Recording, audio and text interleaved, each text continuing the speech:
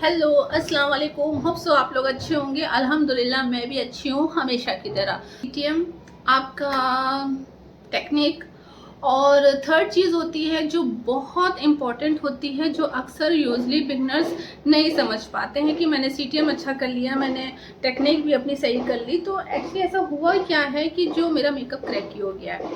तो उसके लिए सबसे पहली चीज़, ब्यूटी ब्लेंडर उठा के हम लोग और डायरेक्ट हम लोग फाउंडेशन लगा के और उसको tap tap tap tap tap इस तरीके से करने लगते हैं कि हमारी, और हम लोग ये सोचते हैं कि हमारी टेक्निक बहुत अच्छी है, बट ऐसा होता नहीं है। क्योंकि ब्यूटी ब्लेंडर, आपको ये ध्यान रखना पड़ेगा कि आपने जितनी बार भी मेकअप किया है, अगर कंटिन्यू मेकअप हो रहे हैं आपके तो बात अलग की है, बट अगर आपका मेकअप 2 दिन बाद, 1 दिन बाद भी अगर इवन है, तो आपको अपने ब्यूटी ब्लेंडर को देगा। तो कहने का मतलब सिर्फ इतना है कि ये आपका ब्यूटी ब्लेंडर आप जब, क्योंकि इसमें ये सूखा है, ठीक है, ये सूखा ब्यूटी ब्लेंडर है, और आपने फाउंडेशन लगाया, ब्रश से अप्लाई किया, उसके बाद आप अपना फाउंडेशन लगाओगे और ऐसे ऐसे उसको ब्लेंड करने लगोगे। और जब आप ब्लेंड करोगे तो आप क्या देखोगे कि आपका सारा फाउंडेशन वापस ब्यूटी ब्लेंडर ने एब्जॉर्ब कर लिया है, ठीक है। तो ये हो गया, तो ये हो गई पहली मिस्टेक। तो आपको करना क्या है, आपको हमेशा की तरह अपना ब्यूटी ब्लेंडर इसमें 2 से 3 मिनट इसको भिगो देना। उसके बाद आप देखोगे कि ये आपके ब्यूटी ब्लेंडर का साइज कुछ इस तरीके का बड़ा हो गया है। आपको उसको ऐसे निचोड़ना है, ठीक है, और बहुत हार्ड हाथों से नहीं, बहुत ही सॉफ्ट हाथों से आप इसको इस तरीके से निचोड़ेंगे।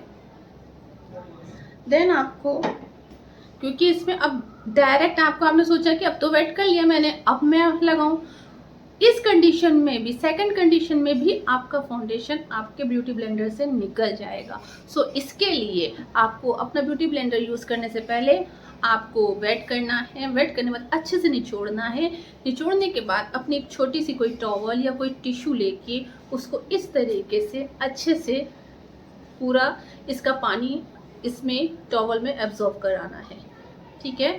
तो इस तरीके से आपका हो जाएगा, जिसमें से अब एक बूंद भी पानी नहीं निकल रहा है, बट आपका ये ब्यूटी ब्लेंडर अब यूज़ करने के लायक हो गया। देखिए साइज में भी फ़र्क आ गया है, ठीक है, और ये सॉफ्टनेस भी देखिए, ठीक है। देन आप क्या करोगे, अब आप फाउंडेशन अपना जब लगाओगे तो आपका फाउंडेशन होगा बिल्कुल क्लीन एंड क्लियर और स्मूथ।